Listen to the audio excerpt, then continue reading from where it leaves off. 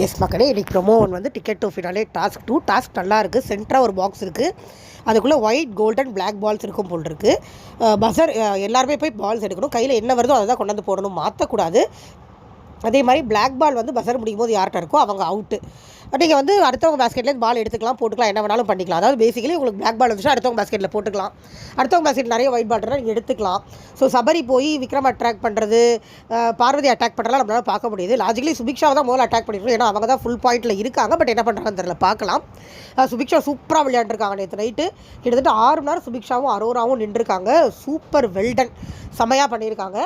அதுக்கப்புறமா அதை கூடவே வந்து சபரியும் விக்ரமும் உட்காந்துட்டு இருந்தாங்க. வேறு யாருமே இல்லை. நம்ம எப்பயுமே சொல்கிறது தான், இந்த மாதிரி கேமை சின்சியராக நல்லா விளையாண்டு அழகாக விளையாடணும்னு நினைக்கிறவங்கலாம் ஓட்டிங்கில் கீழே இருப்பாங்க. கேடு கெட்டுத்தனமாக தருதலத்தனமாக விளையாடுறவங்க மேலே இருப்பாங்க. இதுதான் உலகொன்னே ஆயிடுச்சு. இந்த கேமும் முடியும் போது கமருதீன் பார்வதியோட எடுத்துட்டார் போல் இருக்கு.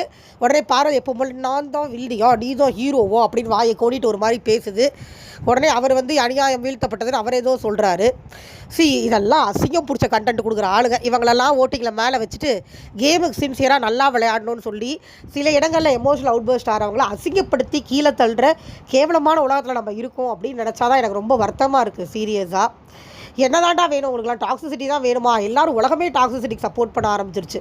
ஒரு இயல்பான ஃபீலிங்கோ எது வந்தாலுமே அது அசிங்கம்னு சொல்ல ஆரம்பிச்சிருச்சு உலகம். ஒரு அழுகு அசிங்கம், ஒரு போராட்டம் அசிங்கம், ஒரு அமைதி அசிங்கம், ஒரு ஸ்போர்ட்டிவ்னஸ் அசிங்கம், இதெல்லாம் அசிங்கம்.